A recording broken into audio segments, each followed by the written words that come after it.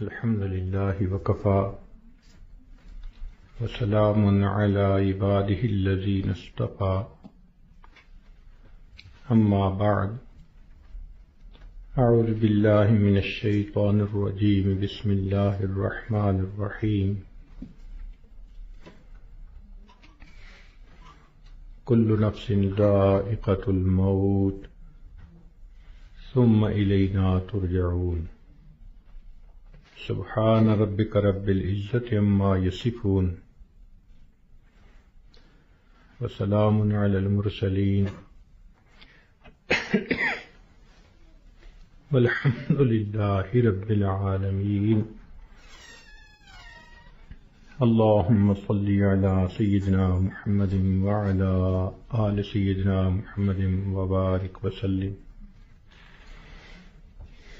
اللهم صل على سيدنا محمد وعلى آل سيدنا محمد وبارك وسلم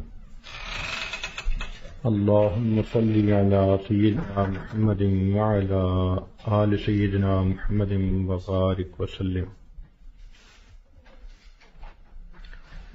انسانی زندگی ہوا میں رکھے ہوئے چراغ کی مانند ہے۔ جس طرح ہوا میں رکھا ہوا چراغ ایک جھونکے کا محتاج ہوتا ہے، انسانی زندگی بھی ایک پل کی محتاج ہوتی ہے۔ زندگی کیا ہے تھرکتا ہوا ننھا سا دیا، ایک ہی جھونکا جسے آ کے بجھا دیتا ہے، یا سرے مژگاں غم کا تھرکتا ہوا آنسو، پلک چھپکنا جسے مٹی میں ملا دیتا ہے۔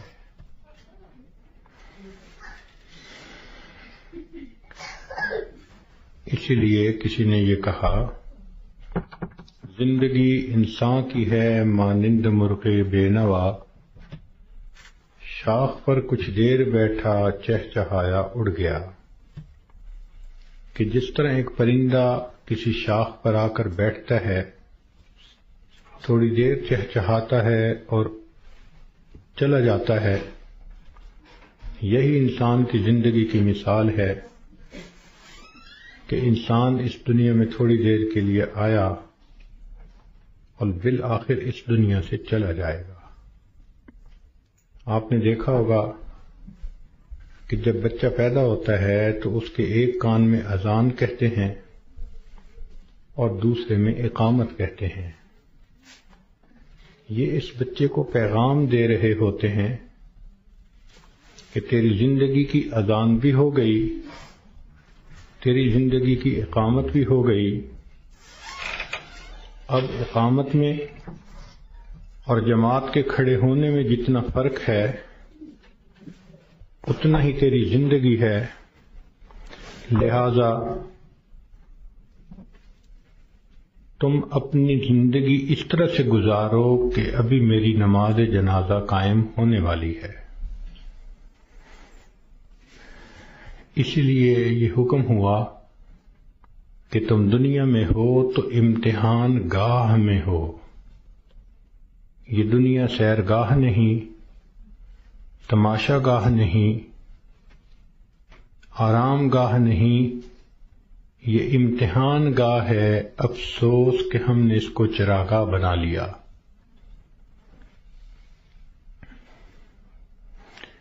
اللہ رب العزت نے مومن کا گھر آخرت میں بنایا ہے، اس کا انحصار انسان کے اعمال پر ہے۔ چنانچہ ہر انسان کا ایک گھر جنت میں بنتا ہے، ایک جہنم میں۔ جب موت کا وقت آتا ہے تو اگر وہ جنتی آدمی ہے تو اس کو اس کا جنت کا گھر دکھایا جاتا ہے،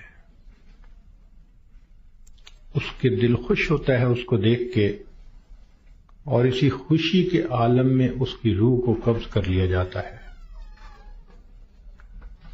اور برا انسان جب موت کے قریب پہنچتا ہے تو اس کو جہنم میں اس کا گھر دکھایا جاتا ہے، جس کی وجہ سے اس پر ایک خوف طاری ہوتا ہے، اور اسی خوف کی حالت میں اس بندے کی روح کو قبض کر لیا جاتا ہے۔ یہ بات ذہن میں رکھیے کہ دنیا مٹی گارے سے بنی اور فنا ہونے والی ہے، اور جنت سونے اور چاندی سے بنی اور ہمیشہ باقی رہنے والی ہے۔ ایک بزرگ فرمایا کرتے تھے کہ اے دوست، جتنا دنیا میں رہنا ہے اتنا دنیا کے لیے کوشش کر لے، اور جتنا آخرت میں رہنا ہے اتنا آخرت کے لیے کوشش کر لے۔ ہماری دنیا کی زندگی تو ہے 150 سال، اور آخرت کی زندگی ہمیشہ ہمیشہ۔ امام غزالی رحمۃ اللہ علیہ نے ایک مثال لکھی ہے کہ اگر زمین اور آسمان کے درمیان رائی کے دانے بھر دیے جائیں اور ایک پرندہ 1000 سال کے بعد آئے اور ایک دانہ کھائے، پھر 1000 سال کے بعد آئے دوسرا دانہ کھائے، پھر 1000 سال کے بعد آ کر تیسرا دانہ کھائے، ایک وقت آئے گا کہ زمین و آسمان کے درمیان رائی کے یہ سب دانے ختم ہو جائیں گے، آخرت کی زندگی کبھی ختم نہیں ہوگی۔ جب ہم نے اتنا وہاں جا کر رہنا ہے تو ہم سوچیں کہ ہمارے دن کی ترتیب کیا ہے۔ ہم تو اپنے 24 گھنٹے کا سکیجول ایسے بناتے ہیں کہ جیسے دنیا ہی میں رہنا ہے، اور آخرت کی تیاری کے لیے تو وقت ہی نہیں نکالتے۔ اسی کو غفلت کہتے ہیں اور اسی کو دھوکہ کہتے ہیں۔ اس لیے دنیا کا نام ہے دار الغرور، دھوکے کا گھر۔ اور یہ دھوکہ صرف جاہلوں کو اور ان پڑھوں کو نہیں لگتا، یہ پڑھے لکھے عقل مندوں کو بھی لگتا ہے۔ وہ دنیا کی زندگی میں ایسے مست ہو جاتے ہیں کہ نمازوں کی فرصت ہی نہیں ہوتی۔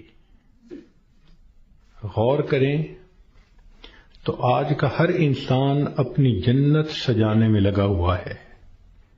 میرا گھر ایسے ہو، میرا بزنس ایسے ہو، بیوی ایسی ہو، بچے ایسے ہوں، گاڑی ایسی ہو۔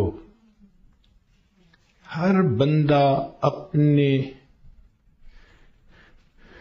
ذہن کے اندر ایک جنت سجا کر اس کو بنانے میں لگا ہوتا ہے، اور اس کو یہ نہیں پتا کہ اللہ نے تو جنت آخرت میں سجائی ہے، دنیا میں تو ہم تیاری کے لیے تھے۔ اس کا اندازہ آپ کو اس بات سے ہوگا کہ آج ہر بندے کو یہ فکر ہوتی ہے کہ میرے بعد میرے بچوں کا کیا ہوگا۔ جس عورت کو دیکھ لو، جس مرد کو دیکھ لو، اس کے ذہن میں یہی فکر کہ میرے بعد میرے بچوں کا کیا ہوگا۔ کبھی ہم نے یہ بھی سوچا کہ بچوں کے مرنے کے بعد بچوں کا کیا ہوگا؟ تو ہماری سوچ تو ہے ہی دنیا کی۔ اسی لیے جب مرنے والا دنیا سے جاتا ہے تو اس پہ کوئی نہیں رو رہا ہوتا۔ کہتے ہیں کہ ایک نوجوان نیک آدمی تھا، وفات کے قریب گھر کے سارے لوگ رونے لگے۔ اس نے والد سے کہا کہ ابو کیوں روتے ہیں؟ اس نے کہا میرا جوان بیٹا فوت ہو رہا ہے، اب میرا سہارا کون بنے گا؟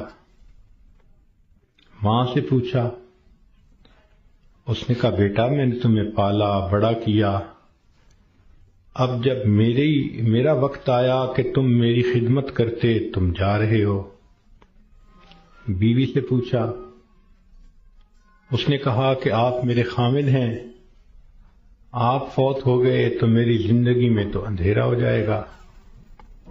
بچوں سے پوچھا، انہوں نے کہا کہ ہمارے سر کا سایہ ہیں اور ہمارا سایہ ختم ہو گیا۔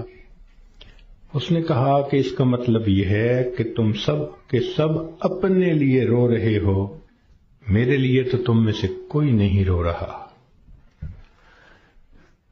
تو رونے والے بھی اپنے لیے روتے ہیں، مرنے والے کے لیے کون روتا ہے؟ الا ماشاء اللہ۔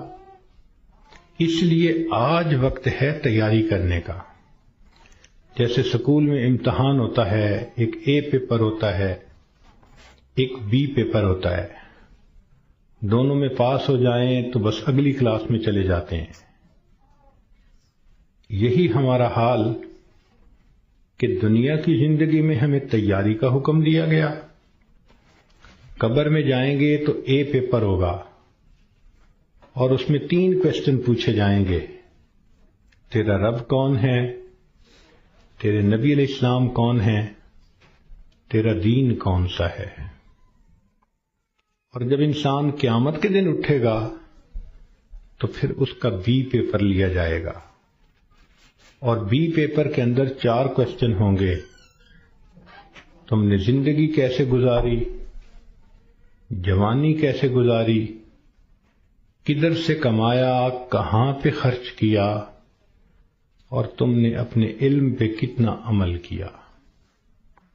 جو اے پیپر بی پیپر دونوں میں کامیاب، اس کو اللہ رب العزت پھر جنت کا گھر عطا فرما دیں گے۔ مگر اس کا یہ مقصد نہیں کہ جی ہمیں تو ان سوالوں کے جوابات کا پتہ ہے تو ہم موت کے وقت جواب دے لیں گے۔ ایسا نہیں ہوگا۔ جیسے زندگی گزری ہوگی ویسا انسان قبر میں جواب دے سکے گا۔ جس نے دنیا میں نمازیں نہ پڑھیں، جو بے پردہ پھرتی رہی، جس نے غیبت کی، لوگوں کے دل دکھائے، اللہ کی بندیوں کے لیے جو وبال جان بن کر پھرتی رہی، جب یہ قبر میں جائے گی تو یہ نہیں کہہ سکے گی کہ میرا دین اسلام ہے۔ اس کا تو طرز زندگی ہی اور تھا، تو اسلام کا نام کیسے لے سکے گی؟ جو بے پردہ پھرتی ہے وہ کیسے کہہ سکے گی کہ میں نبی علیہ الصلوۃ والسلام کو اپنا نبی مانتی ہوں، ان کی تعلیمات کو اپنایا نہیں، ان کی سنتوں کی تو دھیان نہیں دیا، تو کیسے جواب دے سکیں گے؟ تو اس لیے کتنے لوگ ہوتے ہیں جو موت کے وقت کلمہ پڑھنا چاہتے ہیں، پڑھ نہیں پاتے۔ چنانچہ ایک ڈاکٹر ہیں، ڈاکٹر نور محمد صاحب، ملتان کے ہیں۔ انہوں نے زندگی کے 35 سال ایمرجنسی وارڈ کے اندر ڈیوٹی کی۔ انہوں نے موت کے اوپر ایک کتاب لکھی ہے۔ اس میں وہ لکھتے ہیں کہ ایمرجنسی وارڈ میں تو لوگ آتے ہیں جو آخری لمحوں پر ہوتے ہیں، اور بہت سارے فوت بھی ہو جاتے ہیں۔ تو جب بھی کوئی ایسا بندہ میرے سامنے آتا، میں اسے کلمہ پڑھنے کی تلقین کرتا۔ وہ کہتے ہیں کہ میرا تجربہ یہ ہے کہ 100 میں سے 95 بندوں کو کلمہ پڑھنا نصیب نہیں ہوتا۔ تو ان سے پوچھا گیا کہ کیسے؟ وہ کہنے لگے کہ پہلے تو مجھے سمجھ نہیں لگتی تھی کہ یہ کیوں نہیں اونچا کلمہ پڑھتے جبکہ میں ان کو پڑھا بھی رہا ہوں۔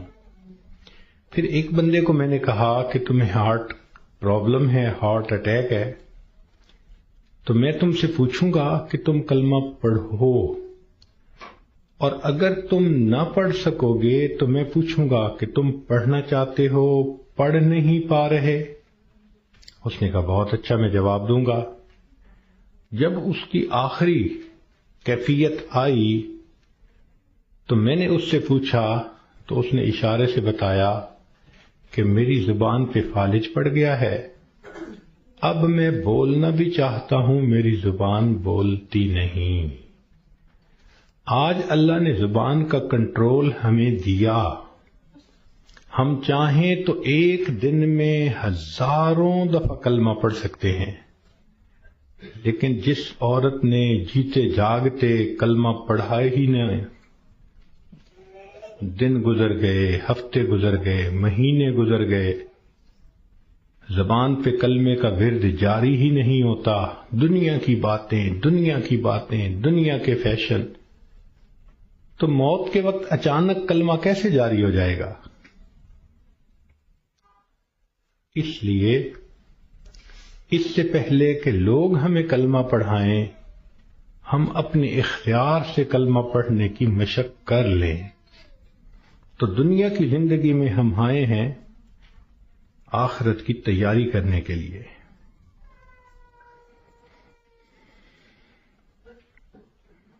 ہماری مثال ایسی ہے کہ جیسے ایک آدمی کا ویزا لگ چکا ہو اور وہ بورڈنگ پاس لے کر لاؤنج کے اندر پہنچ گیا ہو اور اپنی فلائٹ کے اناؤنس ہونے کا انتظار کر رہا ہو۔ ہم نے دیکھا کہ لاؤنج میں لوگ بیٹھے ہوتے ہیں، ایک فلائٹ اناؤنس ہوتی ہے، کچھ اٹھ کے چلے جاتے ہیں، پھر دوسری اناؤنس ہوتی ہے اور اٹھ کے چلے جاتے ہیں، نئے آتے رہتے ہیں اور یہ اٹھ کے جاتے رہتے ہیں۔ بالکل زندگی کا یہی معاملہ، نئے بچے پیدا ہوتے رہتے ہیں اور جو پہلے سے موجود ہیں وہ اس دنیا سے رخصت ہوتے رہتے ہیں۔ ہم سب کا موت کا ویزا لگ چکا، ہم لاؤنج میں ہیں، کب ہماری فلائٹ ہے یہ بھی ہمیں پتہ نہیں۔ نبی علیہ الصلوۃ والسلام نے ارشاد فرمایا، میری امت کی عمریں بین 70 و 60، 60 اور 70 کے درمیان ہوں گی، یعنی ایسا بھی ہوگا کہ کسی کی عمر 100 سال یا اس سے زیادہ، اور ایسا بھی ہوگا کہ کوئی پیدا ہوتے ہی بچہ مر جائے گا۔ تو جب اوسط نکالیں گے تو گراس ایوریج اس امت کی 60 سے 70 سال بنے گی۔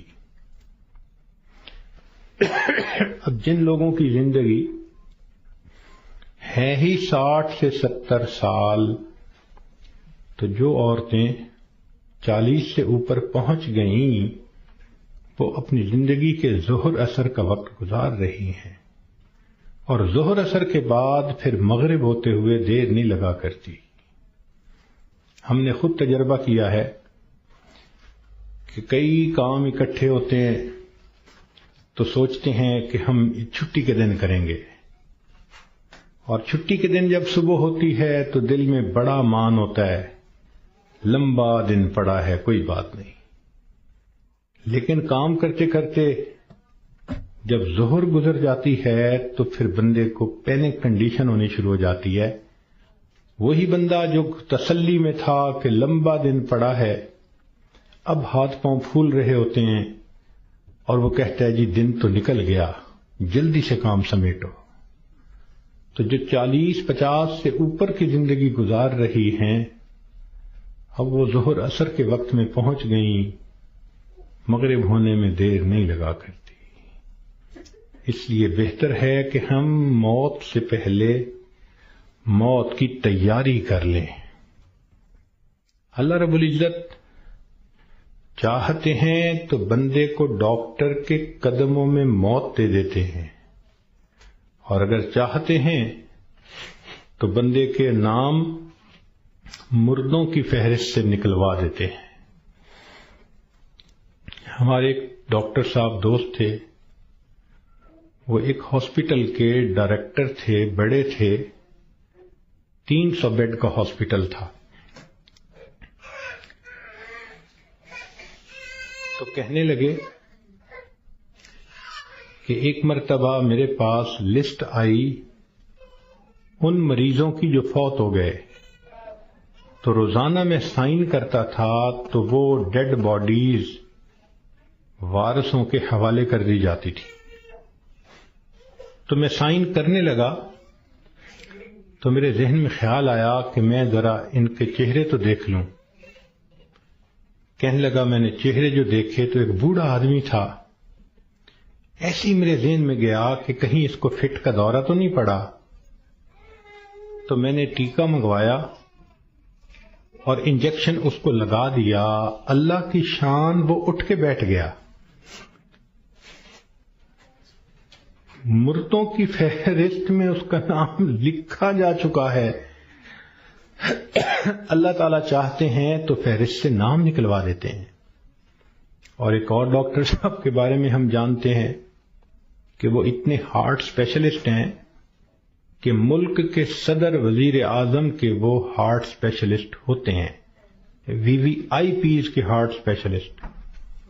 ایک نوجوان آیا اور آ کے اس نے ان سے چیک اپ کروایا، تو ڈاکٹر صاحب نے پورا چیک اپ کرنے کے بعد ان کو کہا کہ your heart is functioning as good as that of a young man, کہ تمہارا دل تو ایک نوجوان بندے کے دل کی طرح ٹھیک ٹھیک کام کر رہا ہے۔ اس نوجوان نے ان سے اپنی فائل پکڑی اور پیچھے مڑ کر جو قدم اٹھایا وہیں اس کو ہارٹ اٹیک ہوا اور ڈاکٹر کی آنکھوں کے سامنے اس کی جان نکل گئی۔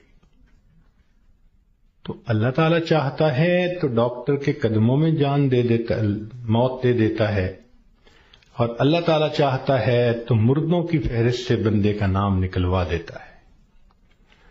اور کئی مرتبہ انسان موت سے بھاگ کے جا رہا ہوتا ہے اور حقیقت میں موت کے قریب ہو رہا ہوتا ہے۔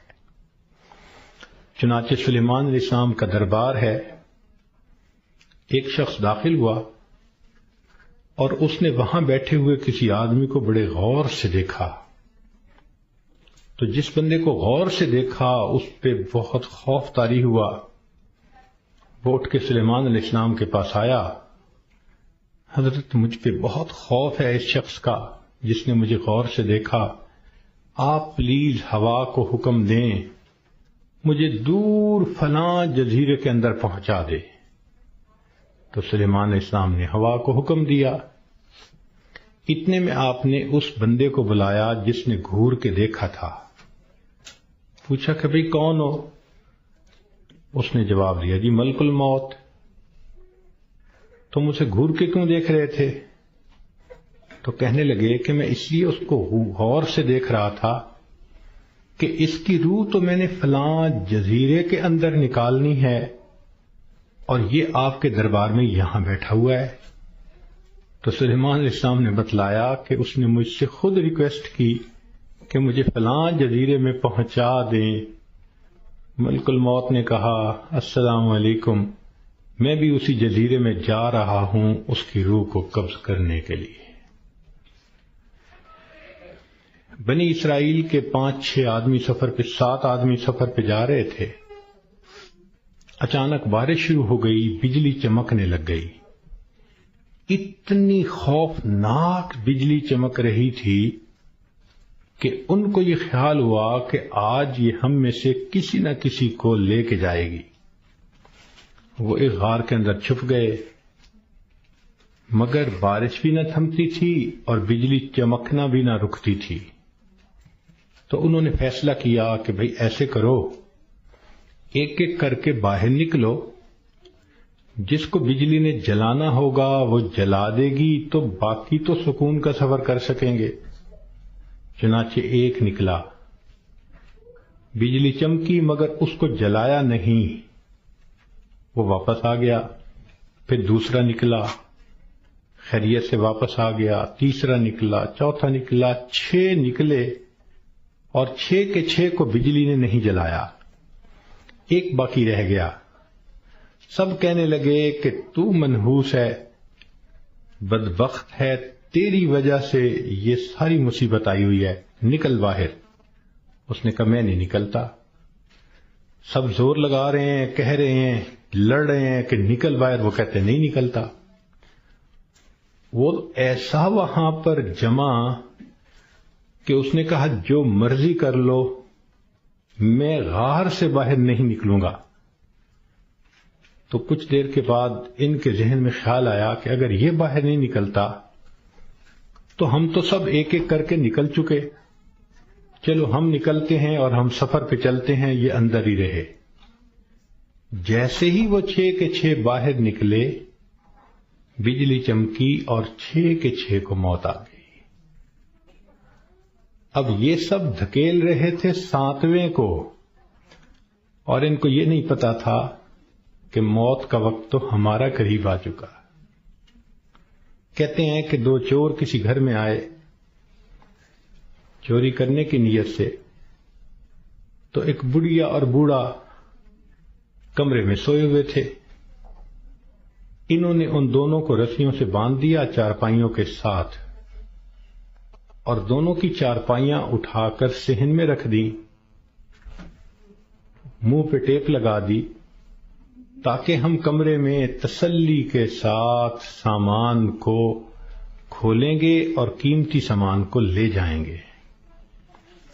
جیسے میاں بیوی کی چارپائیاں انہوں نے صحن میں رکھیں، یہ کمرے کے اندر گئے کہ ہم چوری کرتے ہیں، اچانک کمرے کی چھت گری اور یہ دونوں چور دب کر مر گئے۔ محلے والے آ گئے، شور ہوا تھا۔ اب وہ حیران کہ میاں بیوی تو رسیوں سے بندھے ہوئے ہیں۔ ان سے پوچھا بھئی تمہیں باہر کس نے نکالا؟ کہا ہمیں تو پتہ نہیں، ہم تو اندر سوئے ہوئے تھے۔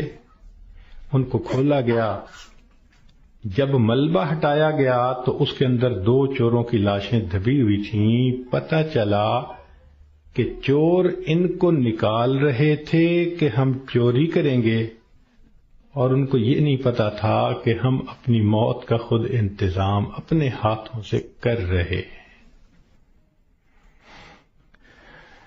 تو انسان کئی مرتبہ موت سے دور بھاگتا ہے، اور حقیقت میں وہ موت کے قریب سے قریب تر ہو رہا ہوتا ہے۔ اس لیے ہمیں چاہیے کہ ہم موت کی تیاری کریں۔ مہلت ہر ایک کو ملی ہے، کسی کو کم کسی کو زیادہ۔ اس مہلت سے جو فائدہ اٹھائیں وہ خوش نصیب انسان ہے۔ اس دنیا میں آپ کو اللہ کا منکر تو مل جائے گا، رسالت کا منکر بھی مل جائے گا، دین کا منکر بھی مل جائے گا۔ اس دنیا میں آپ کو موت کا منکر کوئی نہیں مل سکتا۔ دہریے سے دہریہ بھی ہوگا تو یہ مانے گا کہ ایک دن مجھے موت آنی ہے۔ جب موت آنی ہی ہے تو کیوں نہ انسان اس کے لیے تیاری کر لے۔ اور موت کی تیاری یہ نہیں کہ انسان جاگنگ کرے اور ویٹ لفٹنگ کرے اور ایکسرسائز کرے، نہیں۔ موت کی تیاری یہ ہے کہ انسان اپنے پچھلے گناہوں سے توبہ کر لے، آئندہ نیکوکاری کی زندگی گزارنے کا ارادہ کر لے، اور جو لوگوں کے حقوق اس پر ہیں ان سے معافی مانگ لے۔ ہم نے دیکھا کہ بسا اوقات جو بندہ بیمار ہوتا ہے اس کے ساتھ اوپر والے ظلم کرتے ہیں۔ ظلم کا کیا مطلب؟ کہ اس کو حقیقت نہیں بتاتے کہ بیماری کتنی ہے، تسلی دیتے رہتے ہیں، اور وہ جھوٹی تسلی ہوتی ہے۔ ابو ٹھیک ہو جائیں گے، امی ٹھیک ہو جائے گی، اور وہ سمجھتے ہیں کہ ہم بڑا نیکی کا کام کر رہے ہیں، اور جی بتائیں گے تو ابو کو شوق لگے گا۔ بھائی شوق تو ان کو لگے گا جب اچانک موت آ جائے گی۔ یہ بہتر نہیں کہ ان کو پہلے سے انفارم کر دیا جائے کہ جی بیماری خطرناک ہے، زندگی کا پتہ نہیں، ابو کلمہ پڑھ لیں، ابو تیاری کر لیں۔ اوپر والے ظلم کرتے ہیں بندے کے ساتھ۔ چنانچہ ایک مرتبہ میں اپنا واقعہ آپ کو سناتا ہوں۔ ایک صاحب تھے جو سیکٹری لیول کے تھے، بہت لکھے پڑھے اور بڑی ان کی تنخواہ اور گاڑیاں اور ٹیلنٹڈ انسان۔ ان کی ریٹائرمنٹ ہوئی تو وہ بیمار ہوئے تو ہاسپٹل میں تھے۔ گھر آئے تو ہم ان کی تباہ پرسی کے لیے حاضر ہوئے۔ تو جب اس کے بڑے بیٹے نے مجھے دیکھا تو کہنے لگا حضرت صاحب میرے ابو کے لیے دعا کر دیں، ڈاکٹر نے تو ہمیں جواب دے دیا ہے اور کہا ہے کہ بس ہفتے 10 دن کی بات ہے، ان کے اندر کینسر پھیل چکا۔ لیکن ہم نے ابو کو نہیں بتایا، آپ بھی پلیز ابو کو نہ بتانا۔ میں خاموش رہا۔ خیر اندر گئے، ملاقات ہوئی۔ تھوڑی دیر کے بعد میں نے انہیں کہا جی کہ مجھے آپ سے کوئی بات کرنی ہے، تو انہوں نے سب کو جانے کا حکم دے دیا کہ بھی کمرے سے جاؤ، میں حضرت جی سے کوئی بات کرنا چاہتا ہوں۔ جب وہ اکیلے ہو گئے تو میں نے ان سے بات کی کہ دیکھیں، زندگی کا کوئی بھروسہ نہیں، کوئی نہیں جانتا کہ کب موت آئے گی، کیا پتا میری موت پہلے آئے، کیا پتا آپ کی موت پہلے آئے۔ ہم نے آنکھوں سے دیکھا ہے بوڑھا باپ جوان بیٹے کی لاش کو دفن کر رہا ہوتا ہے، اور کئی مرتبہ جوان باپ اپنے نوزائیدہ بچے کی لاش کو دفن کر رہا ہوتا ہے۔ تو یہاں کیا بھروسہ زندگی کا؟ کہنے لگے بالکل صحیح بات ہے۔ میں نے کہا کہ بات یہ ہے کہ آپ کی جو رپورٹیں ہیں ان سے پتہ چلتا ہے کہ آپ کے اندر کینسر بہت پھیل چکا، اور ڈاکٹروں نے ہفتہ 10 دن کا وقت دیا ہے، تو بہتر یہ ہے کہ آپ تیاری کر لیں۔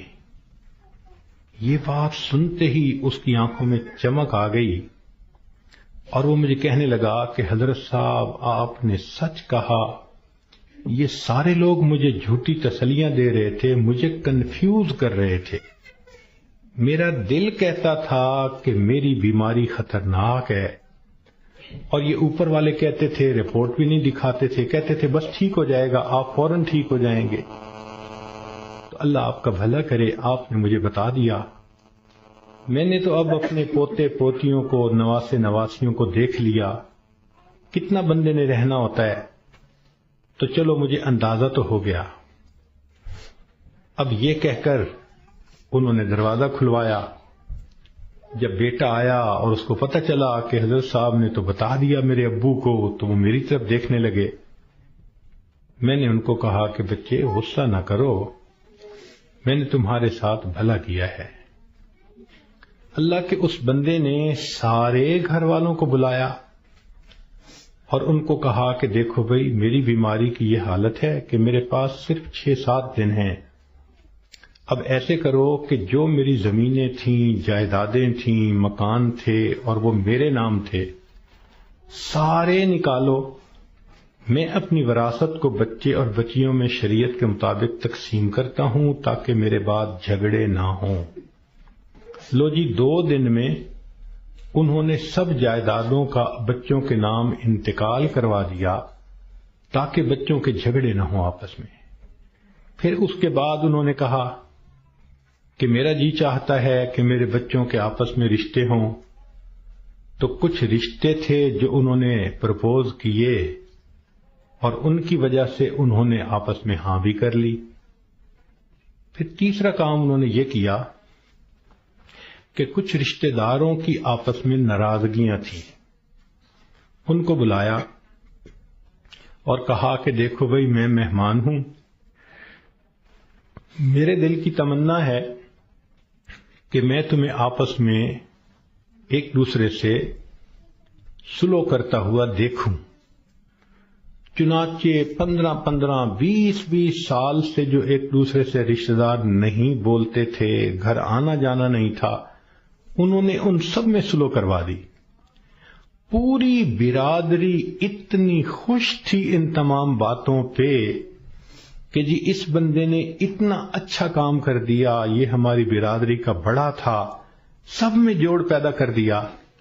پھر اللہ کی شان، 1 ہفتے کے بعد اس کو موت آ گئی۔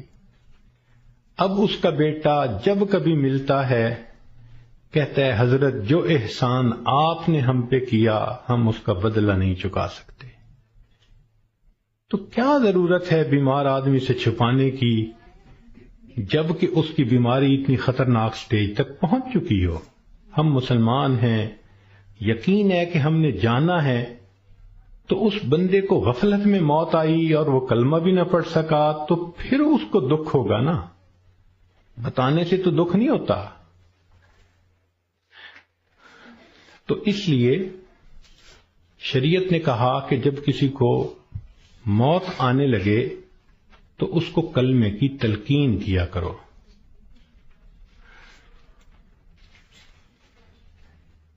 ہم نے یہ دیکھا ہے کہ ادھر بندے کے آخری لمحہ ہوتا ہے اور ادھر بیوی جو ہے آگے بڑھتی ہے اور بیٹی کو کرتی ہے. آپ نے پہچانا ہی سے یہ کون ہے؟ یہ دیکھو یہ تسنیم آئی ہے، یہ دیکھو یہ پروین آئی ہے. حالانکہ وہ لمحہ اس بندے کے لیے اللہ کے ذکر کا وقت ہوتا ہے، یکسوئی کا وقت ہوتا ہے. تو یہ مسئلہ سمجھ لیں کہ جب کسی مریض یا مریضہ کو دیکھیں کہ اب آخری لمحے ہیں، مت تعارف کریں اور کروائیں. ساری زندگی اس کو تعارف ہوتا رہا، اب تو رب سے تعارف ہونے کا وقت ہے. اب کیوں اس کو غافل کرتے ہیں؟ کیوں اس کی توجہ کو ہٹاتے ہیں؟ کہتے ہیں کہ ایک بزرگ تھے، 3 سال کی بیٹی تھی، حفصہ اس کا نام تھا. ایک دن ان کے اوپر ہارٹ اٹیک ہوا اور وہ اسی کنڈیشن میں آنکھیں بند کر کے اللہ سے لو لگا کے پڑے ہوئے تھے. وہ حفصہ آئی اور دستور کے مطابق چارپائی پر چڑھی، ان کے سینے کے اوپر لیٹ گئی اور ان کی آنکھیں کھولنے لگی، باتیں کرنے لگی. وہ خاموش رہے. تو حفصہ کہنے لگی، ابو آپ مجھ سے بات نہیں کرتے، لو میں بھی آپ سے بات نہیں کرتی، میں نے آپ سے کاٹی کر دی. یہ کہہ کے وہ بچی دوسرے کمرے میں چلی گئی اور وہاں جا کے اس نے رونا شروع کر دیا. ماں نے دیکھا بیٹی رو رہی ہے تو وہ آئی، بیٹی کیوں رو رہی ہو؟ اس نے کہا ابو مجھ سے نہیں بولتے، میں ابو سے نہیں بولتی. تو ماں اپنی بیٹی کو اٹھا کے لائی اور ان کے پاس آ کر کہنے لگی، دیکھیں نا آپ حفصہ سے نہیں بول رہے، یہ آپ سے ناراض ہو گئی ہے، آپ حفصہ کو منا لیں. تو جب اس نے یہ بات کہی نا کہ آپ حفصہ کو منا لیں، تو ان بزرگوں نے آنکھ کھولی، فرمانے لگے کون سی حفصہ اور کیسی حفصہ، ہم نے تو اپنے یار کو منا لیا، لا الہ الا اللہ محمد الرسول اللہ، اور ان کی روح پرواز کر گئی. تو آخری وقت میں تو یہ حفصاؤں کو پیچھے رکھیں، اس کو کلمہ یاد دلائیں، اس کا آخری لمحہ ہوتا ہے. زندگی میں تھوڑی محبتیں اس نے دکھائیں اور محبتیں کیں، آخری وقت میں تو بندے پہ ظلم ہو رہا ہوتا ہے کہ اس کی توجہ اللہ کی طرف سے ہٹا کے دنیا کی طرف لگا رہے ہوتے ہیں.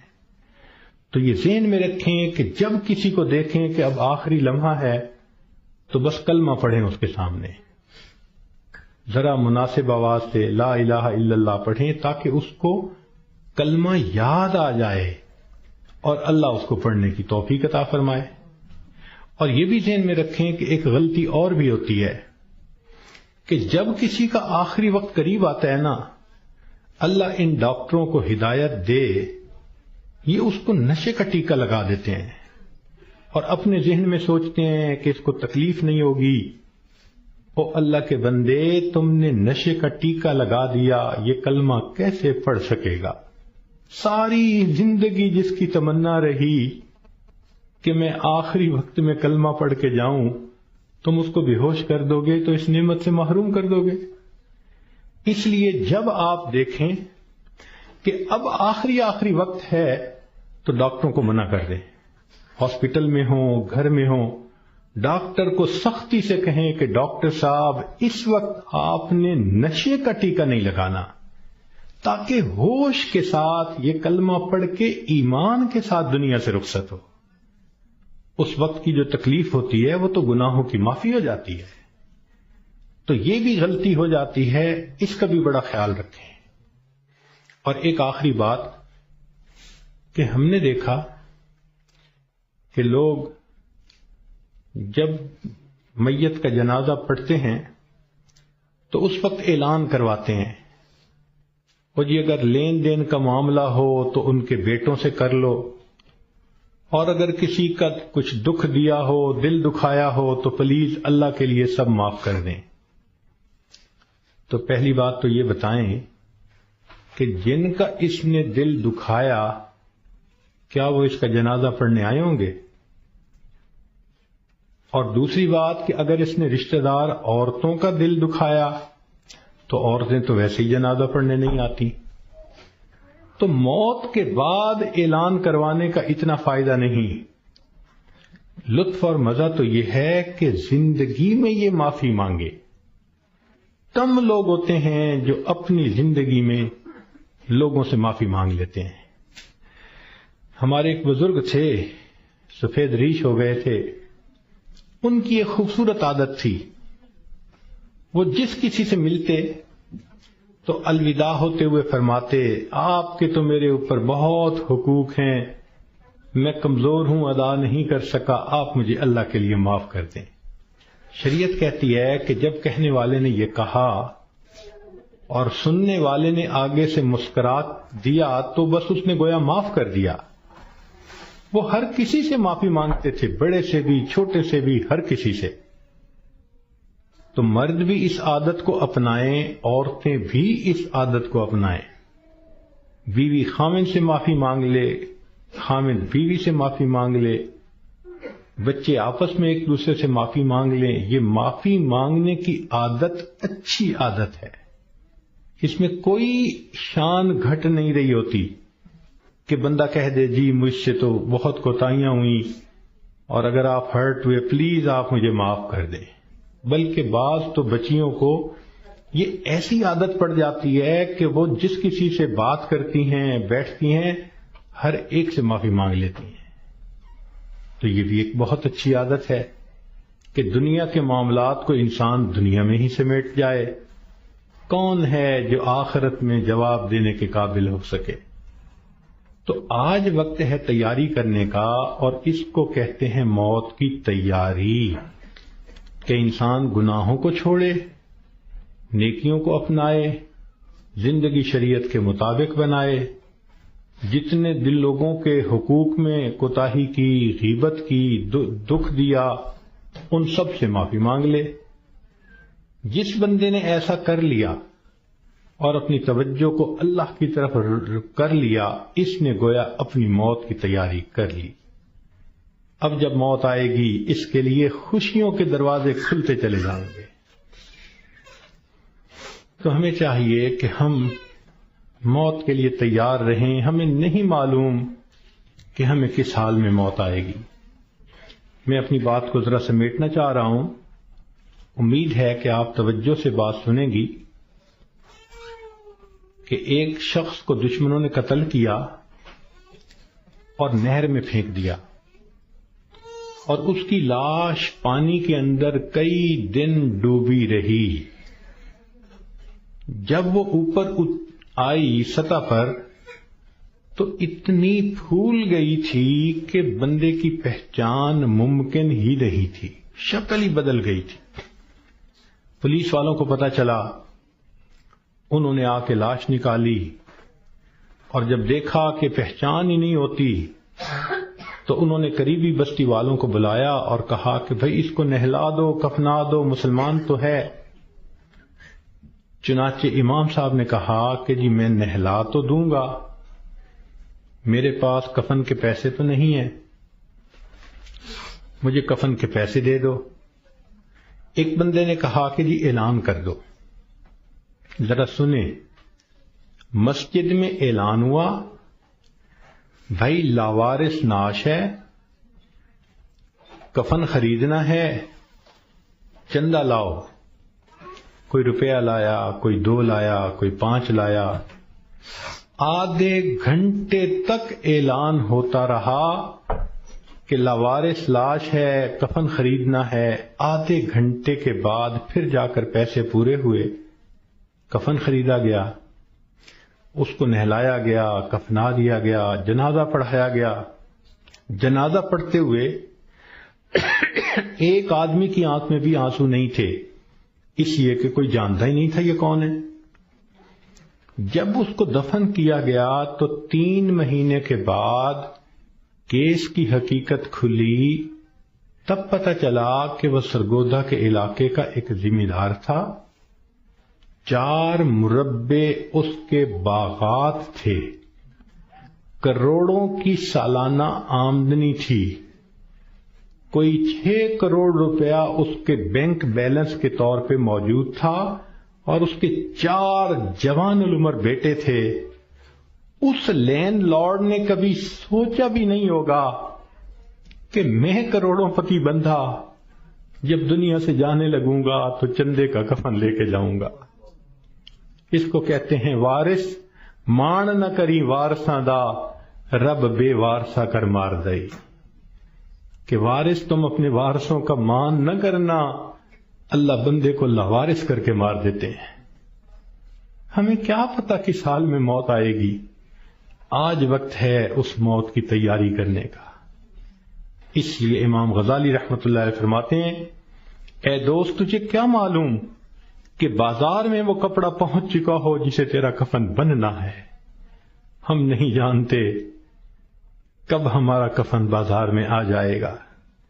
لوگ یعنی شادی اور بیاہ میں مشغول ہوتے ہیں اور ان کو نہیں پتا ہوتا ان کے کفن کا کپڑا پہنچ چکا ہوتا ہے۔ اس لیے چاہیے کہ ہم موت کی تیاری کریں، نیکی کریں، جھوٹ کی زندگی سے بچیں، سچ کی زندگی کو اختیار کریں، نبی علیہ السلام کی ایک ایک سنت کو اپنائیں تاکہ موت کے لیے ہم بھی تیار رہیں۔ کیا معلوم کب جانا پڑ جائے۔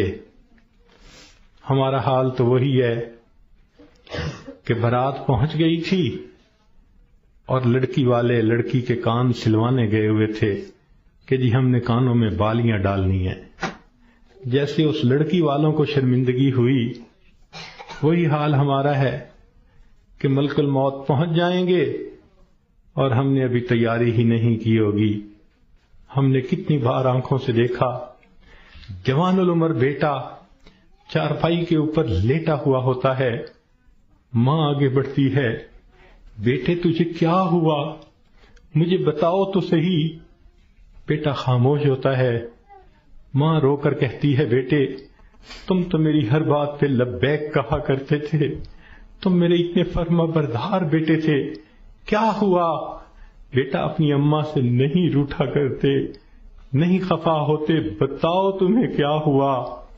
بچہ خاموش ہوتا ہے، بالآخر بیوی آگے بڑھتی ہے، میرے سرتاج، میرے ہمراز، مجھے تو بتائیے کیا ہوا، اگر آپ میری کسی بات پہ خفا ہیں میں آپ سے سوری کر لیتی ہوں، معافی مانگ لیتی ہوں، مجھے بتائیں کیا ہوا۔ نوجوان خاموش ہوتا ہے، بہن آگے بڑھتی ہے، میرے ویر مجھے بتائیں تو صحیح کیا ہوا۔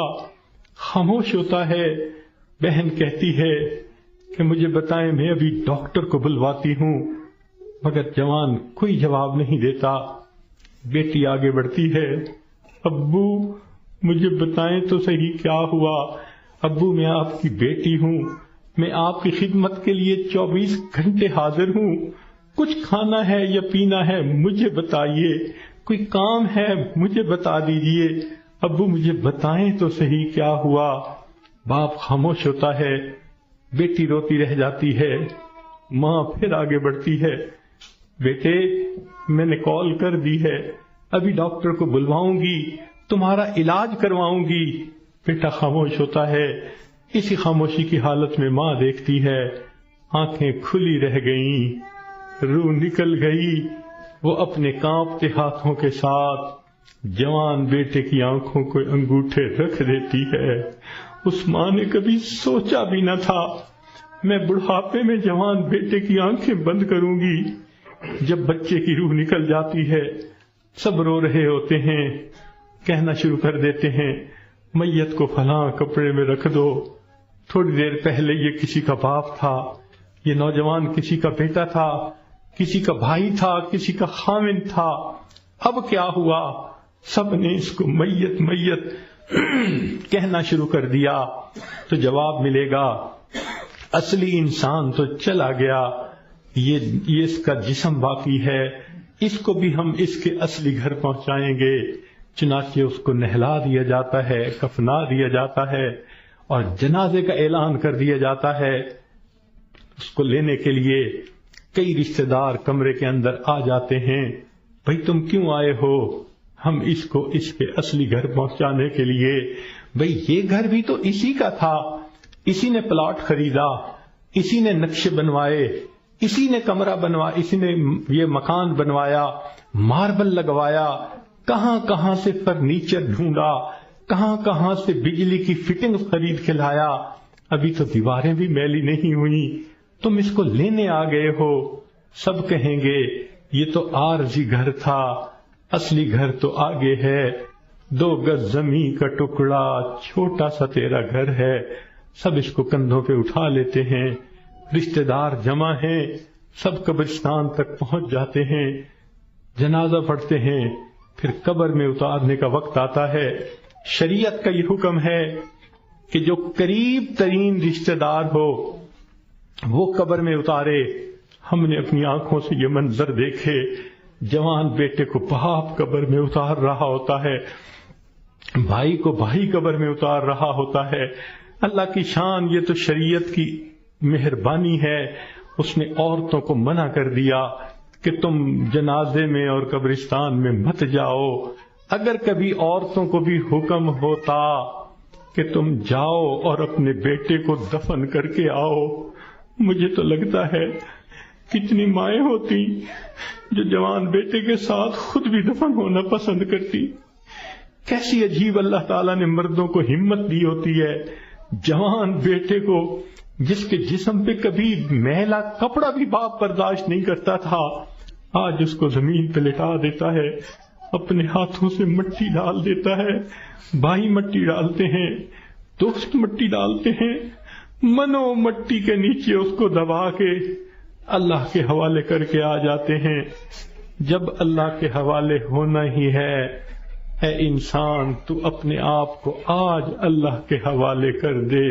اللہ، میں اپنے آپ کو آپ کے حوالے کرتی ہوں، جو آپ کا حکم ہوگا میں اس پہ چلوں گی، جو گناہ ہوگا میں اس سے بچوں گی۔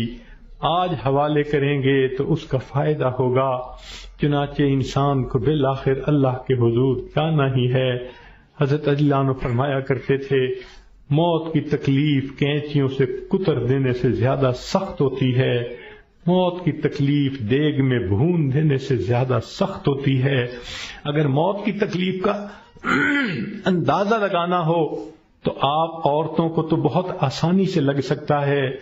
کئی مرتبہ آگ پہ کھانا بناتے ہوئے آپ کی انگلی جلی ہوگی، کتنے دن اس کی تکلیف رہتی ہے۔ کیوں کہ جہاں سے انگلی جلی وہاں کے گوشت سے روح سمٹ کر باقی جسم کے اندر آ گئی۔ اگر اتنی تھوڑی سی جگہ سے روح سمٹ گئی، اتنی تکلیف ہے۔ جب پورے جسم سے روح سمیٹ لی جائے گی، اس وقت تکلیف کیا ہوگی، ذرا اس کو یاد کر لیجئے۔ آج وقت ہے ہم اس کی تیاری کر لیں، پھر موت کے وقت تکلیف ایسی نہیں ہوگی۔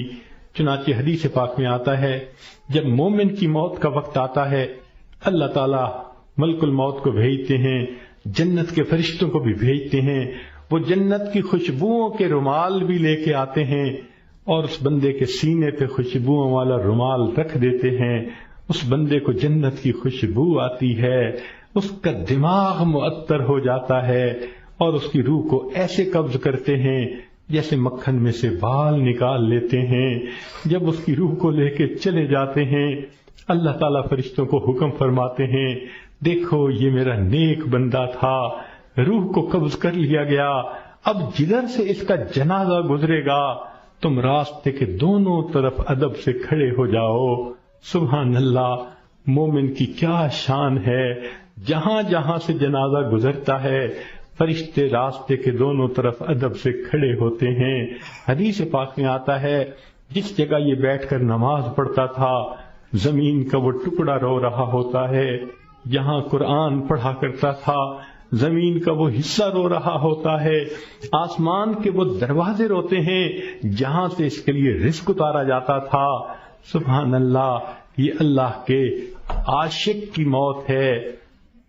اس لیے کہا گیا کہ عاشق کا جنازہ ہے، ذرا دھوم سے نکلے، محبوب کی گلیوں سے ذرا گھوم کے نکلے۔ یہ عاشق کا جنازہ جا رہا ہے، پھر اس کو جب دفن کیا جاتا ہے، حدیث پاک میں آتا ہے اللہ تعالیٰ فرشتوں کو فرماتے ہیں یہ میرا بندہ دنیا سے تھکا ماندہ آیا ہے، جاؤ اور اس کو جا کر کہہ دو نم کنومت العروس، دلہن کی نیند سو جا۔ فرشتہ آ کے خوشخبری دے دیتا ہے تم دلہن کی نیند سو جاؤ۔ یہاں محدثین نے نکتہ لکھا، یہ کیوں نہ کہا میٹھی نیند سو جاؤ، آرام کی نیند سو جاؤ، گہری نیند سو جاؤ، یہ کیوں کہا کہ دلہن کی نیند سو جاؤ؟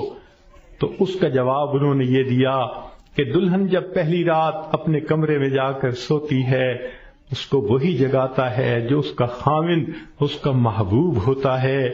یہ مومن آج قبر میں دلہن کی نیند سو رہا ہے، کل قیامت کا دن جب ہوگا اس کو وہی جگائے گا جو اس کا محبوب حقیقی ہوگا۔ چنانچہ مومن قبر سے اٹھے گا، آواز آئے گی یا ایتھا النفس المطمئنہ ارجعی الی ربک راضیۃ مرضیہ فادخلی فی عبادی وادخلی جنتی۔ مومن کی آنکھ کھلے گی، اللہ تعالیٰ مسکرا کر اس کا استقبال کریں گے۔ یہ کیسا خوش نصیب انسان ہے کہ جس نے اچھی زندگی گزاری، آج یہ دنیا سے آخرت کی طرف کامیاب ہو کر چلا گیا۔ اللہ تعالیٰ ہمیں بھی ایسی کامیابی والی زندگی گزارنے کی توفیق عطا فرمائے۔ وآخر دعوانا ان الحمد للہ رب العالمین۔